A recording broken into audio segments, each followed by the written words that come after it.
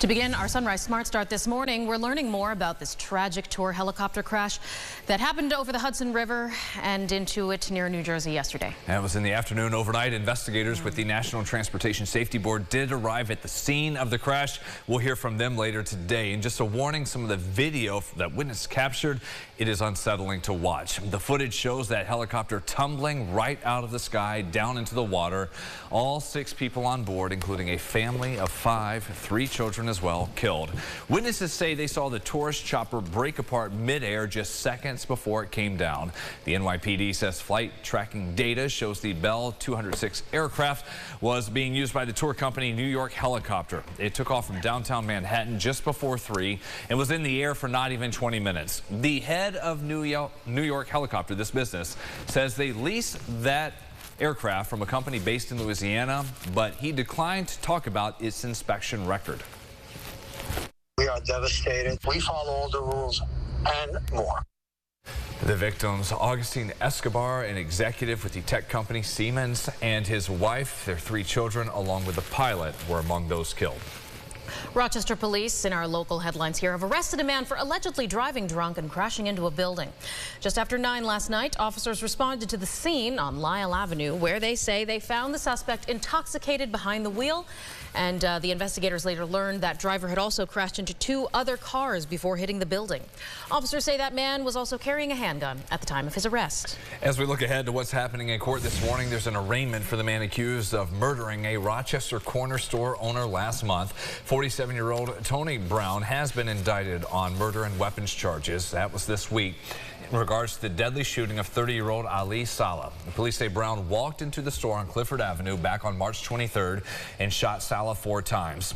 Detectives do believe this was possibly revenge for a fight that had happened inside that store a few days prior to the homicide. He's due in court at 9:30.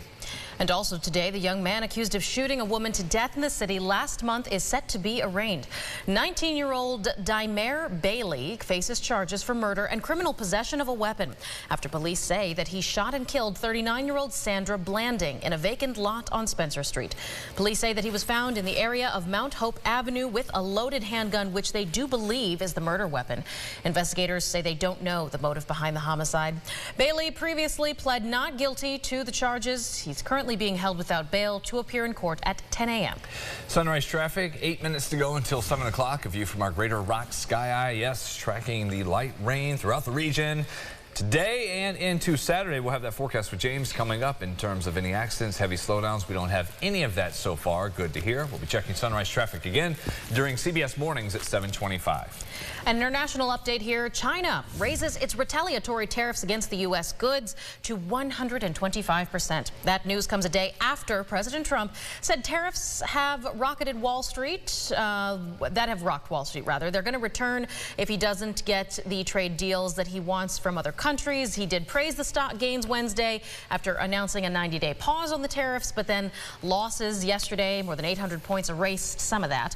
The president also heralded the passage of a budget deal in the House by a narrow margin.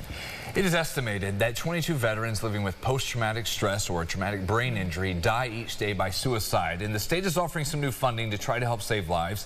And one local group is using an activity very familiar to vets to support this cause. Yeah, Eric Hoff has started every day the exact same way for 6 years.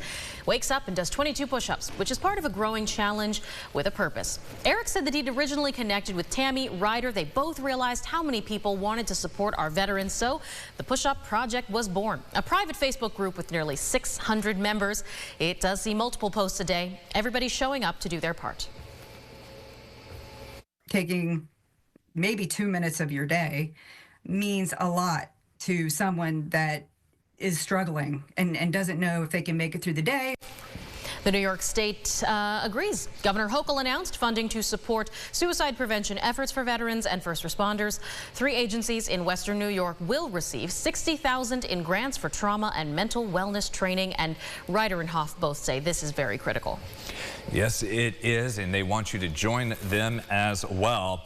We're going to be heading into what is day 2 of the Masters. A lot of big names top the leaderboard. Rory McIlroy was up there trying to complete the career Grand Slam, but he has struggled throughout his history in the first round. There he was at the par 4 ninth, got a birdie. He had no bogeys in his first 14 holes. He was 4 under and then got to 15. That's a tough chip from the back, and it gets away from him. Happens to so many each year, right down into the water.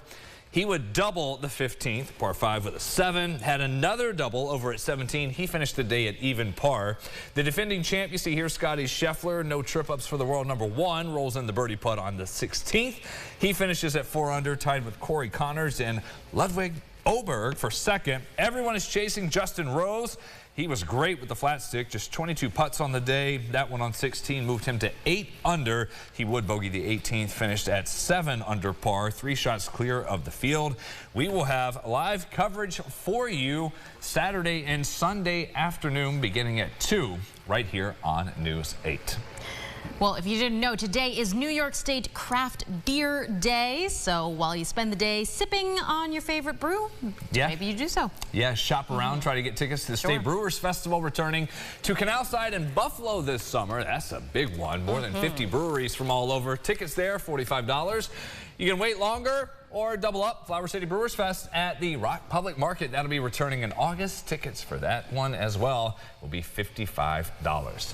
Final check here, James, of that forecast and the morning rain. Yeah, showers likely all day long, of varying intensity. So sometimes you might get a quick heavy burst, but other times all you have is just the lightest of light drizzles, barely needing the windshield wipers. Scattered showers last through tomorrow. If you are maybe going anywhere for spring break, you've got showers through most of the day, off and on. And then Sunday, that's where we finally get some relief, partly cloudy. Monday's the warmest day of the week, mid-60s there before we cool right back down, breezy, maybe even a wintry mix. Who knows at some point Wednesday into Thursday. And it's busy, that spring break. Got Passover coming up, then Easter. Yes. Enjoy whatever you have planned. Be safe. We'll see you back here in 30. Have a great day.